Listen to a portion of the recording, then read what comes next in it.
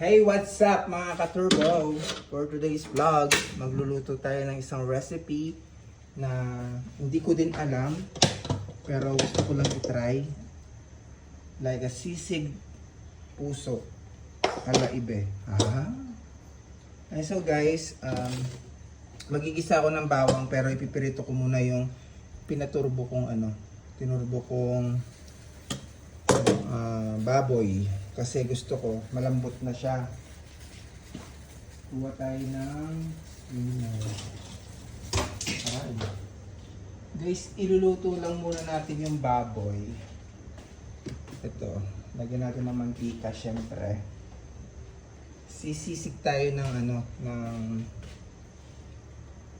yan. Okay na mantika na yan kasi papagkatasin natin yung ipipirito natin yung baboy. Yun yung first step natin. Pipilito natin yung baboy. Hala. Kailangan natin sa mga. Painitin natin na maayos yung yung tawag dyan, yung mantika.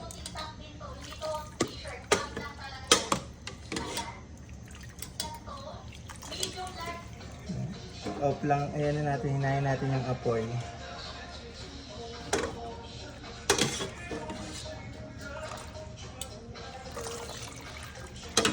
Siguro ka kasi medyo nalambot na yung karne.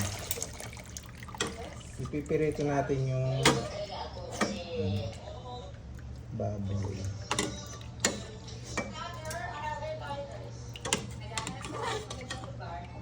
Binigyan pala ako ng puso ni Ate Michelle. Shout out kay Ate Michelle. Thank you po sa papuso. Lulutuin ko na po siya ngayon. So si Ate Michelle po ay friend ko po siya. Binigyan niya po ako, chinat niya ako, sabi niya. Ay, nag-comment ako sa post niya, sabi ko gusto ko ng puso, sabi niya, sige, pagdala kita. Thank you po Ate Michelle, shout out sa'yo. Then guys, mag-init na yung mantika guys, ngayon lalagay natin yung karne. Napisik yung karne, ayun, dahan-dahan lang kayo ha, huwag masyadong magmadali kasi baka mapasok kayo. Iyan na lang natin siya, gaganyan lang natin siya.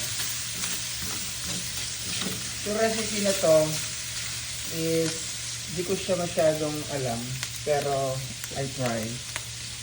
Masarap to, promise. Sabi nito. Hindi. Nakatikim na rin kasi ako nito, naluto ni mama yung para siyang sisig, tinawag siyang sisig ng puso. Ang sa akin naman para siyang paksiw. Like paksiw kasi lalagyan siya ng suka Tapos lalagyan siya ng alamang pero like, wala tayong alamang. Ayoko maglagyan ng alamang. Hindi siya lalagyan ng alamang. Patis na lang. Pagigisa ko yung patis. Okay. Shout out po pala sa mga kumakain ng puso dyan. Ng saging saba. Yan. Tapos pala, meron sa kasamang binigay si Ate Michelle sa akin ng saba, ng saging. Ito siya. Oh. Guys, papakita ko sa inyo. Yan. Hindi pa siya hinog. Gagawin ko siyang minatamis para maghalo-halo kami sa susunod na linggo. Kaya ako maghalo-halo kasi pag-init na dito sa Taiwan. Yan guys, hintayin lang natin guys maluto before natin lagyan ng bawang sa sibuyas. Bago ang lahat, hanggang hinihintay natin yan, ibabalot natin ng sako yung binigay niya ate.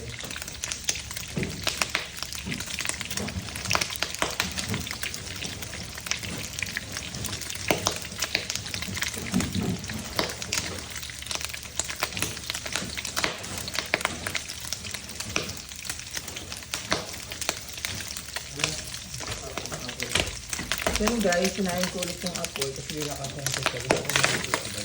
Malambot naman na yung karne ko. Yan. Ano mo lang, hanggang sa mag-golden brown para masarap yung Tapos, para ko ng sako. Mga nagpito ko ng sako.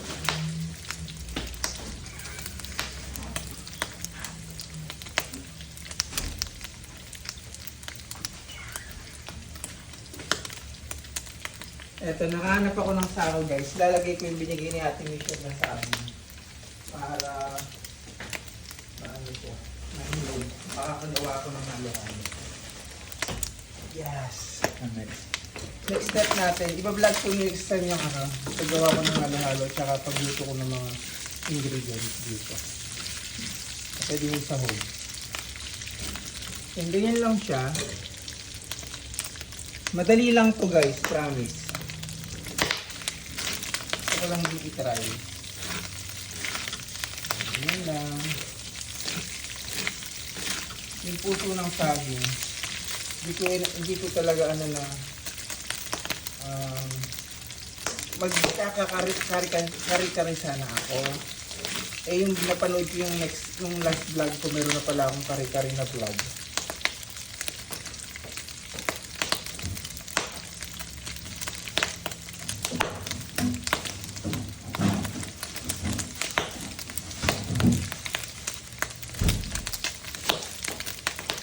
Easy lang naman yung lulutuin ko eh. Hindi siya pang restaurant guys.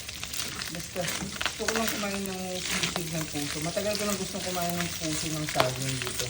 Kasi may puso ng saging dito, hindi siya sabaw.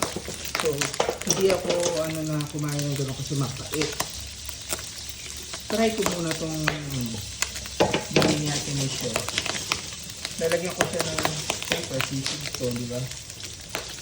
Gusto ko sana ginataan, parang Bicol Express, like a Bicol Express, parang gano'n. Pero try ko muna lang itong recipe ko. Cut lang natin. Mamaya, sabihin ko lahat ng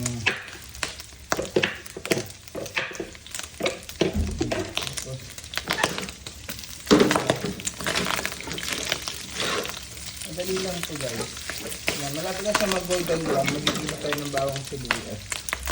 Lalagyan natin siya ng yung green. Naghihiwa ako. Hindi ko na pinapakita kasi gusto ko kita yung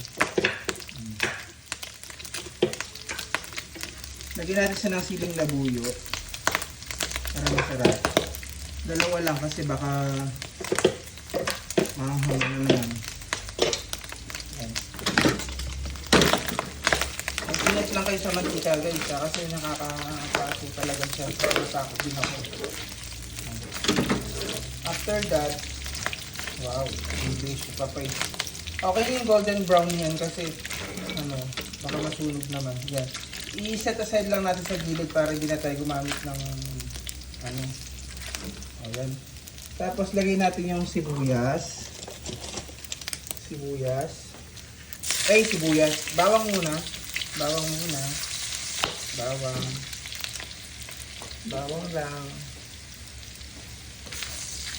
Bawang. Tapos next sibuyas. Ayan. Bawang sibuyas. Ang una ko nilagay. Tapos, huwag nyo muna i-mix together yung lalagay nyo siya ng patis guys. Patis. Lagyan mo siya ng patis kahit lang. Yung sakto lang sa panlasa mo. Yan. Okay na yun. Yan. Tapos, mix together mo guys. Yan. Para maglasa na yun sa yan. Tapos yan. Siyempre, nandyan na yan. I-next natin yung siling green. Pero wait lang ha. Meron pa. Iyanin ko muna. Patiin ko muna yung lasa niya.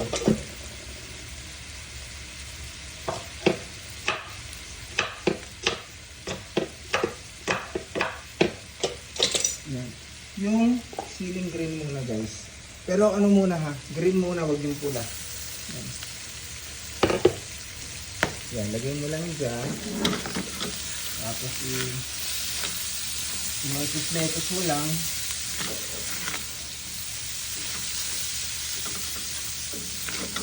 Yan. Hindi pa kami kumakain, alas 2 na talaga. Yes, hindi pa kami kumakain guys. Kasi hindi talaga kami nagkakakain. Gawa ng So,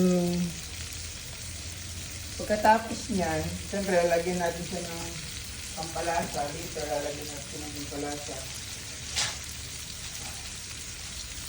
Ito muna. And then after that, kunin mo yung puso ng saging na ano mo. So guys, itong puso ng saging na to, inano ko siya, binabad ko siya sa tubig na may asin, tapos piniga ko siya. Tapos piniga ko, hinugasan ko, tapos piniga ko siya na may asin para matanggal yung pakla niya or yung ano. Pero hindi naman mapakla ang sarap. Yan. Tapos lalagay mo yung maglagay ka ng puso. Lagay mo na yung puso ng saging.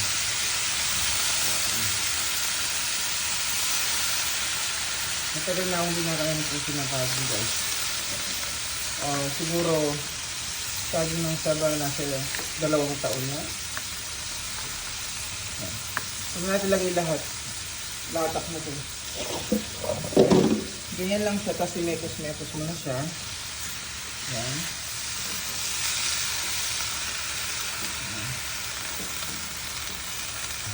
Sayang. Yan. Mekos-mekos mo lang siya. Lagyan mo ng tubig later kapag para maluto yung puso. Pero huwag masyadong marami ha, kasi once na marami yung lalagay mo, baka maging sinigang. Yan. After that, lalagyan natin siya ng paminta. Paminta. Masarap to recipe na to, promise guys. I-try niyo. Tapos, siyempre, hindi pa natin siya na hindi kasi siya na pwede. Lagyan muna natin siya ng ito. Yung pinagkuluan nyo guys ng tawag dito, ng baboy. Isa yung pwede nyo i-apply doon. Ilalagay, lagyan nyo siya ng 2 sandok ng tubig. Para lang maluto yung pinaka-puso natin. Tapos mekos-mekos mo siya ulit. Ganyan lang. Mekos-mekos lang. Mekos-mekos. Yan. Tapos, ganyan na siya. Dagdagan ko ulit ng konting paminta pa para masarap. Yan, ang paminta din kasi nagpapaano ng lasa eh. Yan. After that, wow, lagyan mo siya ng suka. Para hindi mahilaw yung suka. Lagyan mo siya ng suka. Yan. Kaya tapos niyan, takpan mo siya. Huwag mo siyang bubuksan hanggat hindi nakulo ng maayos. Palutuin natin yung suka, guys. First time ko magluto ulit ng dito sa Taiwan, ng puso. Nagluto ako nung siguro bago pa ako dito nagluto ako ng puso ng saging. Nilagay ko sa kare-kare. Masarap siya. Favorite ko kasi ang puso ng saging sa kare-kare. Yan. Hintay lang natin siya maluto. Katapos niyan, yun, okay na siya. Pwede na tayong kumain. Gutom na ako. Iti-test natin ito mamaya. After niyan, kapag okay na siya, pagkatapos niya maluto, pwede mo siyang tikman kung anong lasa. Para alam mo kung ano yung mga dapat mong ilagay or ano yung dapat mong dagdag.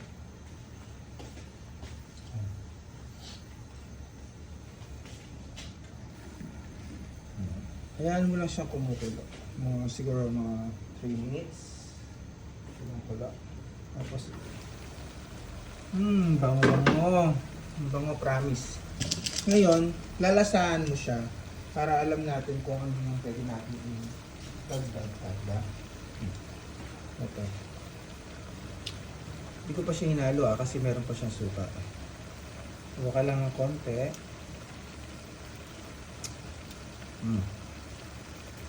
Siya, sarap.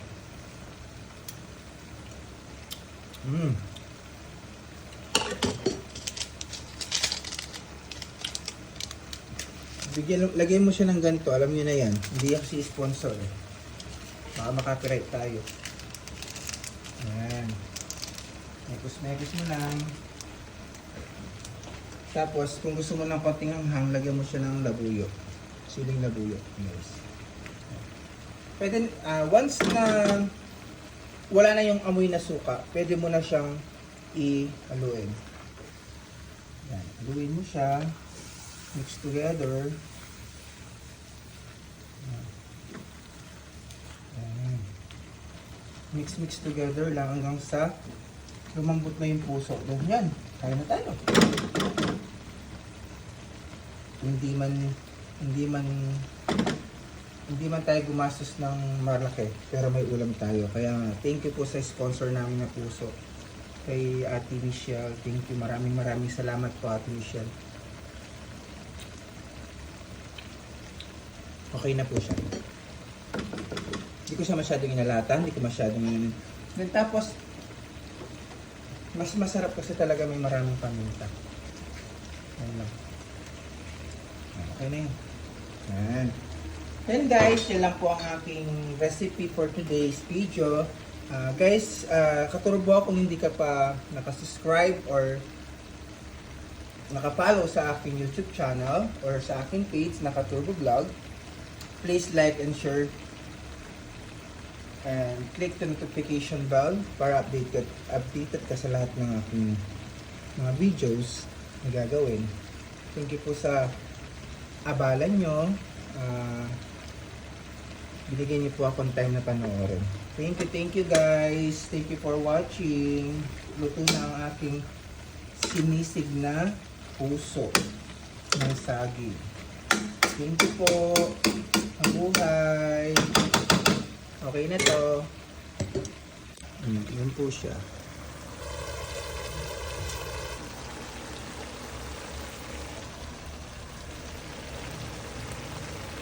Thank you guys. Bye.